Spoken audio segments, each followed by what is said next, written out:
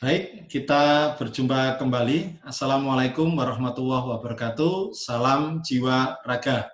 Saya Dodi Faisal Humaini, saya seorang trainer dan konsultan sumber daya manusia di Kartens HRD di bidang pengembangan soft kompetensi and character building. Ya. Nah, rekan-rekan, senang sekali kita bisa berjumpa kembali dan kali ini saya akan menyampaikan satu topik lagi yang berkaitan tentang bagaimana kita bisa membangun sistemasi kerja bagi anggota tim kita. Ya, lebih tepatnya judul yang akan saya sampaikan yaitu tentang 7 langkah praktis membangun sistemasi kerja dalam suatu tim. Ya, nah baik, saya tampilkan slide saya. Ya, jadi sekali lagi topik yang akan saya sampaikan yaitu berkaitan tentang 7 langkah praktis membangun sistemasi kerja dalam sebuah tim. Ya, nah rekan-rekan, kemarin saya sudah menyampaikan topik tentang bagaimana membangun super tim. Ya, nah ternyata kita memiliki super tim saja, memiliki orang-orang yang handal saja tidak cukup ya. Kita juga perlu membuatkan sistemasi kerja bagi anggota-anggota tim kita. Kenapa? Karena agar memudahkan mereka bekerja lebih efektif dan lebih produktif lagi. Ya. Nah, ngomong-ngomong tentang tim, kita sering mendengar ya, atau mungkin kita juga mengalami yang sama. Ada derita-derita yang sering dialami oleh para pemimpin tim ketika dia bekerja bersama dengan anggotanya. Ya, kita sering mendengar ada pemimpin tim yang mengatakan, kenapa sih kok banyak anggota yang menganggur gitu ya? Kenapa mereka tidak mau bekerja dengan baik? Ya, sementara mereka kan selalu diberikan gaji ya, sehingga mereka ini istilahnya magabut ya, alias makan gaji buta ya. Nah, mungkin kita juga pernah mendengar para pemimpin tim yang merasakan mengalami derita-derita dan mengatakan, kenapa sih kok kerjanya anggota tim saya tidak sesuai dengan perintah saya gitu ya. Padahal kemarin sudah dijelaskan seperti ini, seperti itu, dan sebagainya, tapi kok tetap saja mereka melakukan sesuka hati sesuai dengan keinginannya sendiri. Ya. Atau mungkin yang keempat, kita merasa capek. Kenapa? Karena kita ini mesti membriefing anggota kita berulang-ulang. Ya, kemarin mungkin sudah kita briefing, hari ini minta briefing lagi, besok briefing lagi, besok briefing lagi, dan seterusnya. Selalu kita mengulang penjelasan dan kata-kata yang sama bagi anggota kita. Capek tidak kira-kira? Pasti capek lah ya. Oke, ya. Nah, mungkin kita juga pernah mendengar pemimpin tim yang mengatakan, heran mengapa sih mesti minta diawasin melulu? Ya, pada saat leadernya atau pemimpinnya ada di tempat kerja, anggota terlihat begitu semangatnya. Tetapi ketika sang pemimpin tidak ada di tempat, mereka, para anggota terkesan malas, terkesan santai, terkesan menganggur dan seenaknya sendiri. Ya. Atau kita juga pernah mendengar para pemimpin tim yang mengatakan mengecewakan, kerja tidak sesuai target. Ya. Nah, rekan-rekan, maka kalau di antara kita pernah merasakan atau mengalami derita-derita yang seperti ini, ya, maka topik ini sangat tepat untuk kita pelajari bersama, ya, yaitu bagaimana membuatkan sistemasi kerja yang benar-benar jalan, yang benar-benar efektif bagi anggota tim kita. Menarik bukan? Ya, yuk kita coba bahas tentang sistemasi kerja tersebut satu persatu. Ya, nah baik. Oke, ini derita-derita yang tadi saya sampaikan yang sering dialami oleh para pemimpin tim. Ya, nah rekan-rekan perhatikan. Ya, nah kita mungkin pernah merasakan dalam keadaan ya yang nah ini ya. Oke, dalam keadaan yang mungkin bingung gitu ya, mesti ngapain lagi kan gitu ya. Oke, sebelum saya jelaskan itu semua, saya akan memberikan sedikit permainan, boleh ya? Oke ya. saya akan kasih tantangan kepada Anda. Ya, apa itu tantangannya? Nah, setelah ini nanti saya akan menampilkan 2 slide, ya, 2 slide. Dan tugas Anda yaitu menghitung ada berapa segitiga kecil, ada berapa segitiga besar, ada berapa kotak, dan ada berapa lingkaran. Ya. Nah, kemudian saya minta Anda total semua dan berapa nilai total semuanya. Ya, paham ya? Oke ya, jadi intinya pilih ada berapa segitiga kecil, segitiga besar, kotak, dan lingkaran. Ya, oke siap?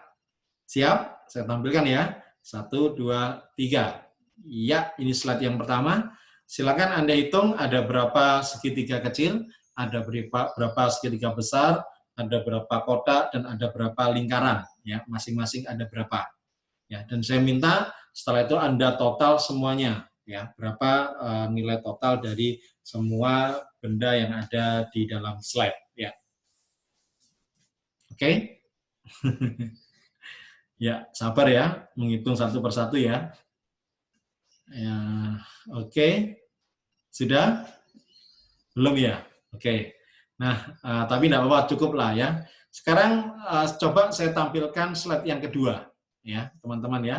Nah, sama nanti tugas Anda adalah menghitung ada berapa segitiga kecil, ada berapa segitiga besar, ada berapa kotak, dan ada berapa lingkaran. Ya, waktu Anda terbatas.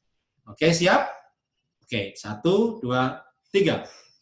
Ya, sudah? Loh, kok sudah? Wah, cepat sekali. Ya. Oke, luar biasa. Terima kasih ya partisipasinya. Ya. Nah, baik. Itulah rekan-rekan ya. Sebenarnya kalau kita mau tahu berapa sih jumlah dari masing-masing benda tadi ya, segitiga kecil, lingkaran, kotak atau segitiga besar, sebenarnya sama ya antara di slide 1 ya, berapa jumlahnya sama sebenarnya dengan yang ada di slide yang kedua ya. Tetapi pertanyaan saya, apakah Anda merasakan suatu perbedaan ya ketika menghitungnya dan ketika menotalnya ya? Oke, pasti terasa beda banget kan? Ya. Nah, rekan-rekan coba perhatikan ya. Nah, saya ingin bertanya nih ya, sebelumnya apa yang kira-kira Anda rasakan ya ketika Anda menghitung benda-benda yang ada di slide yang pertama ya, dan juga menghitung ketika ada di slide yang kedua ya. Kira-kira lebih gampang yang mana? Kira-kira lebih cepat yang mana? Oke, ya. Jadi ternyata memang demikian ya. Banyak di antara kita yang mengatakan ketika slide yang kedua maka kita menghitungnya jauh lebih mudah, jauh lebih cepat ya. Nah, inilah yang biasanya dikatakan oleh mereka setelah menghitung slide ketika di slide 1 dan ketika di slide 2 ya. Slide 1 banyak orang mengatakan bingung Pak ya, sulit, kemudian butuh waktu yang lama dan menyebalkan ya, karena harus satu persatu, kadang sudah ngitung ini lupa yang sana, kadang yang hitung ini lupa yang situ dan sebagainya ya. Tapi ternyata sangat berbeda ketika kita menghitung di slide yang kedua ya. Banyak yang mengatakan mereka merasakan senang ya, kemudian lebih mudah, kemudian lebih cepat dan lebih praktis atau lebih sederhana ya. Nah, rekan-rekan, apa pelajaran yang bisa diambil, dipetik dari latihan atau game tadi? Ya. Nah, maka satu pelajaran yang bisa kita petik adalah dalam slide yang pertama, itu adalah contoh ketika kita bekerja tanpa ada sistemasi kerja. Ya. Adapun di slide yang kedua adalah contoh ketika kita bekerja dengan sistemasi kerja. Ya, oke, paham ya? Nah, sekarang pertanyaan saya, kira-kira model bekerja yang mana yang Anda pilih?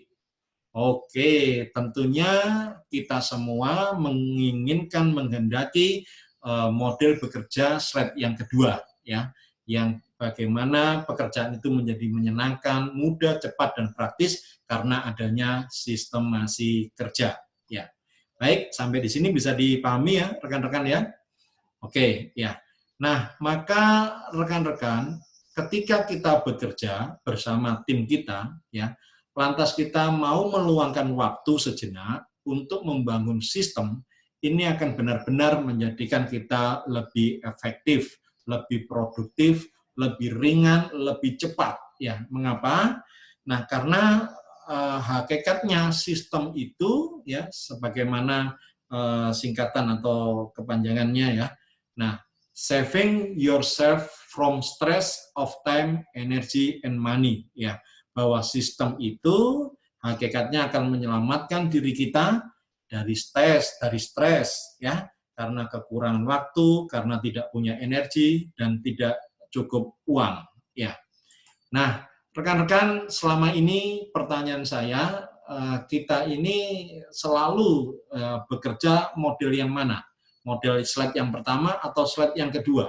Ya, jangan-jangan kita selama ini masih bekerja ala model slide yang pertama, ya, yang bekerja dengan tanpa sistemasi kerja, ya, sehingga kemudian karyawan bekerja ala kadarnya, ya, karyawan bekerja ya santai, kadang bekerja, kadang tidak, ya tidak produktif, tidak punya target dan sebagainya. Ya, nah ini teman-teman pasti akan merepotkan kita. Ya, maka saya mengajak diri saya, teman-teman semua, supaya apa? Supaya kita ini smart work, ya, artinya kerja cerdas. Ya, bagaimana kita tidak melakukan hal-hal yang sama berulang-ulang, ya. Tetapi cukup kita melakukannya sekali di awal, tapi itu memberikan dampak yang lebih lama ya. Kita cukup memfokuskan diri kita untuk membuat sistem dan selanjutnya membiarkan anggota super tim kita bekerja dengan lebih maksimal dan kita sebagai pemimpin tim hanya bisa memonitoring ya, mengawasi dan memberikan evaluasi-evaluasi. Yang demikian kira-kira menyenangkan tidak? Ya pasti menyenangkan lah ya. Kenapa? Karena saya pribadi sudah implementasi ya. Jadi dulu mungkin saya sama seperti teman-teman yang lain ya, yang begitu stres, siang kerja, malam bekerja, ya kemudian kepala jadi kaki, kaki jadi kepala, ngurusi pemasaran, ngurusi SDM dan sebagainya ya. Nah, dengan kita membuat sistemasi dan mengimplementasikan, menjadikan kerja saya ya selama ini menjadi lebih ringan, menjadi lebih cepat dan benar-benar menjadi lebih efektif ya. Nah, kira-kira bagaimana caranya? Kalau Anda berminat, saya akan bagikan 7 langkah praktis tentang bagaimana membangun sistemasi kerja dalam sebuah tim. Ya, yuk kita lihat satu persatu bagaimana langkah-langkah praktis yang saya bagikan kepada Anda, dan ini benar-benar terbukti ya, benar-benar teruji bisa menjadikan tim kita benar-benar efektif dan produktif ya. Baik, nah teman-teman, dalam menjelaskan ini saya ibaratkan sebagai tubuh manusia ya. Jadi ibarat manusia pasti kita ini kan punya goal ya, punya tujuan ya. Bagaimana tubuh kita ini sehat kan gitu ya. Nah, mungkin dengan cara salah satunya adalah makan kan gitu ya.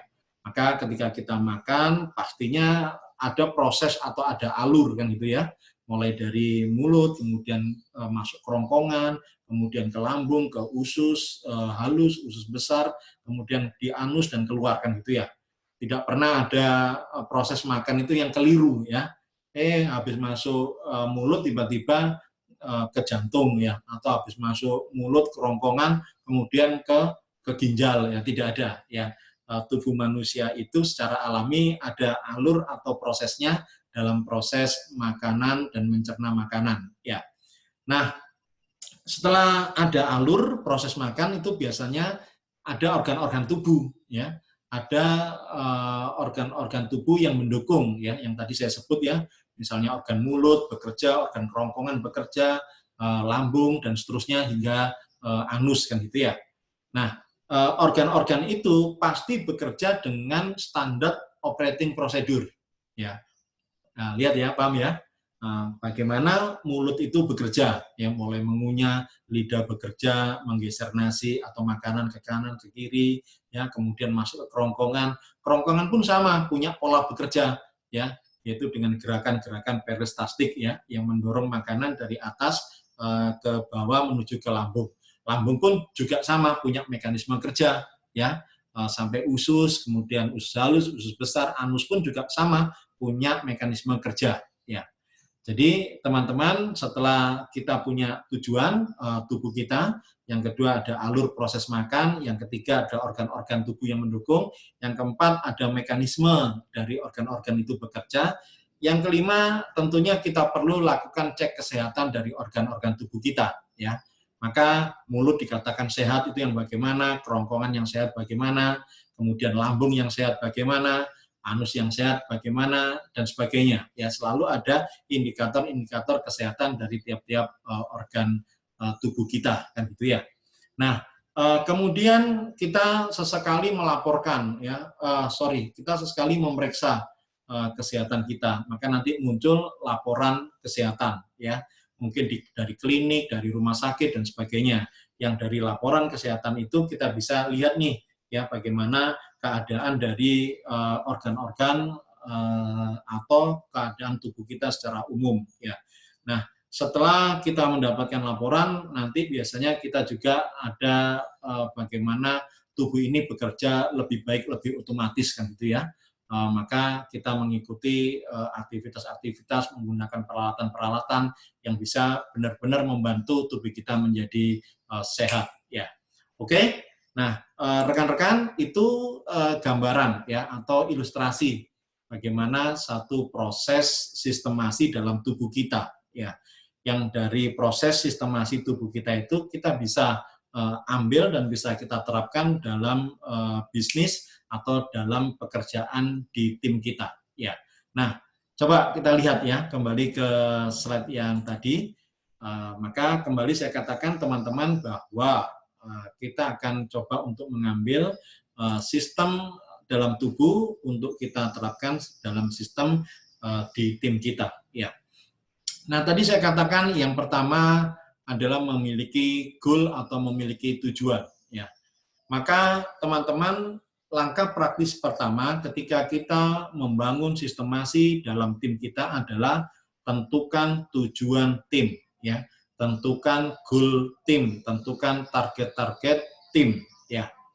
Nah, tentunya tujuan yang baik di sini harus punya time frame, harus punya batas waktu, ya.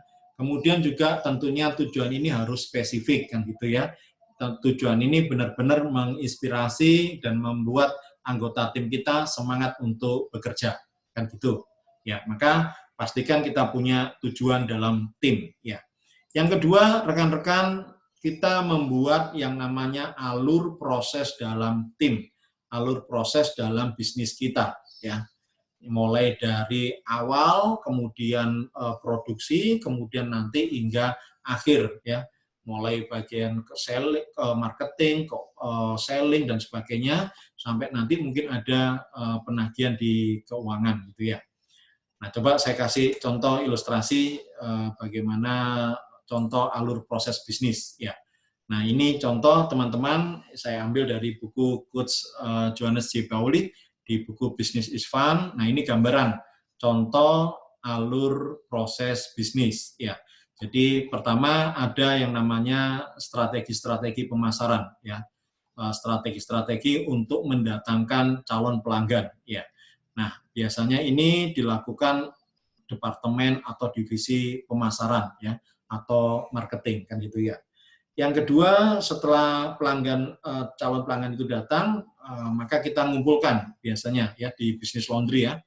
Nah, kemudian ditimbangkan, kemudian dikasih harga, kemudian dilabeli, ya. Nah, proses yang kedua ini, nah itu biasanya dilakukan oleh bagian sales division, ya, oleh CS atau customer service, biasanya seperti itu, ya. Nah, setelah dilabeli, teman-teman, biasanya baju-baju kotor itu dikelompok-kelompokkan, ya, mungkin ada jin, ada kain katun, ada selimut dan sebagainya. Nah, kemudian dilakukan proses selanjutnya yaitu mencuci, ya, kemudian pengeringan dan dikelompokkan ulang. Nah, tahap ini biasanya dilakukan oleh operation division, ya. Nah, setelah itu diperiksa, kemudian dibuatkan invoice, kemudian dilakukan pengiriman dan kemudian ada pelunasan, kan gitu ya. Nah, proses ini dilakukan oleh finance division ya, atau divisi keuangan ya. Nah, baik. Nah, rekan-rekan, ini contoh ya, alur proses bisnis atau alur proses tim dalam bekerja. Ya, semoga paham ya. Jadi kalau tujuan tim sudah kita bikin, contoh misalnya memberikan pelayanan yang baik kepada pelanggan. Contoh tujuan tim adalah omset misalnya 200 juta ya. Contoh kemudian tujuan tim adalah memberikan servis ya, atau menjual produk katakanlah 100 buah gitu ya dalam 1 bulan, dan sebagainya. Nah, tujuan tim itu dicapai dengan adanya alur proses tim ya. Oke. Next. Nah, setelah kita membuat alur proses tim, selanjutnya kita membuat struktur organisasi ya. Nah, di struktur organisasi ini kita lakukan pengelompokan tugas, kita melakukan apa istilahnya ya, penjenjangan ya, sehingga kemudian dari struktur organisasi itu lahir suatu posisi yang dilengkapi dengan job description, meliputi kewenangannya apa ya, tugas-tugasnya apa, pertanggungjawabannya kepada siapa, dan sebagainya ya. Struktur organisasi ini harus jelas ya. Pembagian tugas ini juga harus rinci dan dipahami oleh setiap anggota dalam tim kita. Ya. Nah, yang keempat, setelah kita memiliki orang-orang yang bekerja sesuai struktur organisasi, maka kita membuatkan standar operating procedure atau SOP dari tiap-tiap departemen atau dari tiap-tiap orang, ya, tentang apa-apa yang mesti dilakukan oleh masing-masing orang atau masing-masing divisi. Ya, contohlah misalnya SOP seorang satpam gitu ya. Nah, ketika ada pelanggan datang, kemudian kita minta mereka menyapa, ya selamat siang Pak, kemudian mengarahkan ke tempat parkir. Kemudian nanti ada security ya atau satpam yang membantu parkir, kemudian bertanya ada yang bisa dibantu Pak, ya. Kemudian membantu misalnya mengarahkan pelanggan tadi ke pintu masuk ya. Di pintu masuk nanti ada security dalam yang membukakan pintu sambil menyapa, selamat siang Bapak, ada yang bisa saya bantu ya. Nah, kemudian mendampingi apa yang diminta oleh calon pelanggan tadi ya, sampai calon pelanggan tadi ketemu atau menghadap ke customer service ya. Nah, ini contoh SOP seorang security ya. Nanti kita bisa membuat SOP lain untuk customer service, untuk manajer SDM, untuk marketing, untuk selling ya, kemudian mungkin untuk orang-orang operasional ya, dan sebagainya ya. Ini SOP yang harus kita bikin secara rinci bagi setiap anggota yang ada dalam tim kita ya. Next, yang kelima. Yang kelima yaitu membuat Key Performance Indicator and Monitoring atau KPIM ya. Indikator keberhasilan kunci ya, indikator kinerja kunci dari anggota tim kita ya. Sebutlah si Budi, dia sebagai seorang selling, maka dalam 1 bulan itu dikatakan dia ini baik dalam bekerja. Nah, ini indikatornya apa? Ya, contoh karena dia seorang sales misalnya dalam 1 bulan dia melakukan 50 kunjungan ke perusahaan, ke klien kan gitu ya. Contoh indikator yang kedua, dia melakukan posting promosi melalui sosial media sebanyak 50 kali dalam 1 bulan. Indikator ketiga misalnya dia mendatangkan omset ya, katakanlah minimal 200 juta ya. Nah, kemudian indikator yang keempat misalnya dia melakukan pendataan atau listing calon klien, calon pelanggan baru ya, sebanyak 100 calon pelanggan baru dalam 1 bulan ya. Nah, ini contoh key performance indikator yang kita berikan kepada anggota kita ya. Dalam hal ini tadi contohnya seorang sales ya, agar benar-benar mampu efektif ya bekerja dalam 1 bulan. Ya. Nah, yang keenam, yaitu kita membuat tim dashboard ya. Maksudnya apa? Ibarat kalau kita di mobil ya, itu kan kita lihat ya di belakang kemudi atau setir kita itu ada namanya dashboard ya. Nah, di situ dilaporkan ada RPM gitu ya, ada kecepatan atau speed, ada indikator bahan bakar gitu ya, dan sebagainya. Nah, yang kalau kita punya indikator-indikator dalam dashboard itu ya, kita berkendara itu menjadi lebih tenang ya, tidak khawatir bahan bakar habis atau tidak khawatir mesin itu terlalu kerja keras ya, karena kita bisa lihat RPM-nya ya, atau kita juga tidak khawatir mobil ini terlalu lambat atau terlalu cepat kan gitu ya. Nah, maka dashboard ini juga dibutuhkan dalam sebuah tim ya. Nah, teman-teman perhatikan, ketika kita dalam tim, maka penerapannya adalah apa? Setiap bulan ya, itu selalu ada report ya, selalu ada review ya. Maka pemimpin tim meminta kepada anggotanya untuk menyerahkan laporan-laporan secara rutin, secara berkala ya. Apakah itu keuangan, apakah itu presensi kehadiran, apakah itu jumlah pelanggan yang closing, yang tidak closing dan sebagainya misalnya. Nah, itu akan dilaporkan terus oleh anggota kepada kita sebagai pemimpin timnya. Ya, enak kan kalau demikian kan?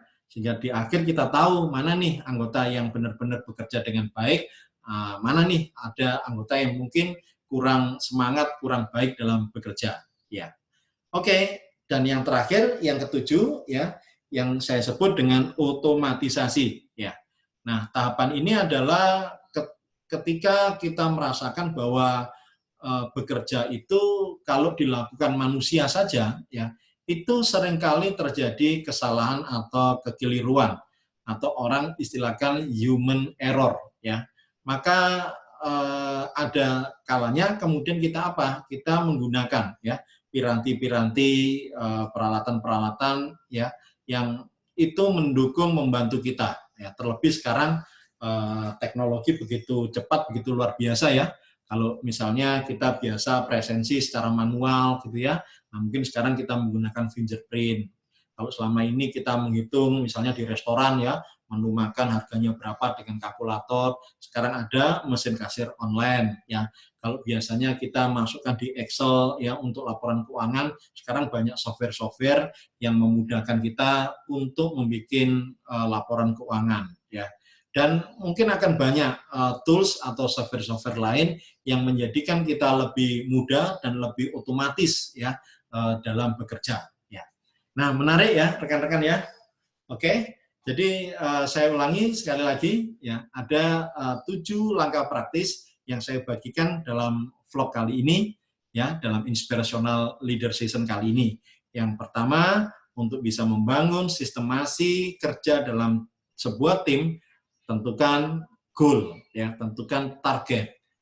Mau kemana tim kita ini ya.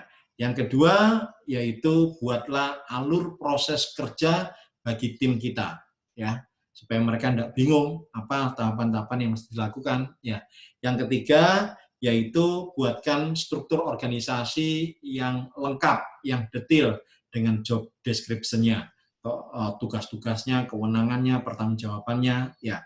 Dan yang keempat, teman-teman, ya, setelah ketiga tadi struktur organisasi, yang keempat yaitu kita membikinkan standar operating procedure (SOP) bagi setiap departemen atau bagi setiap orang yang bekerja bersama kita, agar tidak keliru dalam melakukan detail-detail pekerjaan yang kita inginkan. Ya. Yang kelima yaitu membikinkan mereka KPIM, Key Performance Indicator and Monitoring. Ini menjadi rapot bagi mereka sehingga setiap akhir bulan kita bisa menilai mereka dan mereka juga tahu bagaimana nilai mereka selama bekerja dalam 1 bulan. Ya. Nah, yang keenam yaitu membuat bisnis atau tim dashboard. Ya. Membiasakan anggota-anggota kita untuk selalu melakukan pelaporan, reporting, dan selalu mereview ya tentang apa-apa yang dilakukan. Nah, proses reporting and reviewing ini harus berbasis data. Paham ya? Baik, yang ketujuh, yang terakhir teman-teman, yaitu melakukan otomatisasi menggunakan peralatan, tools, software teknologi yang ini akan benar-benar memudahkan kita, menjadikan pekerjaan ini lebih autopilot, menjadi lebih otomatis. Ya. Nah, rekan-rekan, itu ya sharing 7 langkah praktis membangun sistemasi kerja dalam sebuah tim. Semoga bermanfaat ya, dan semoga rekan-rekan bisa menerapkan, mengimplementasikan di timnya masing-masing ya.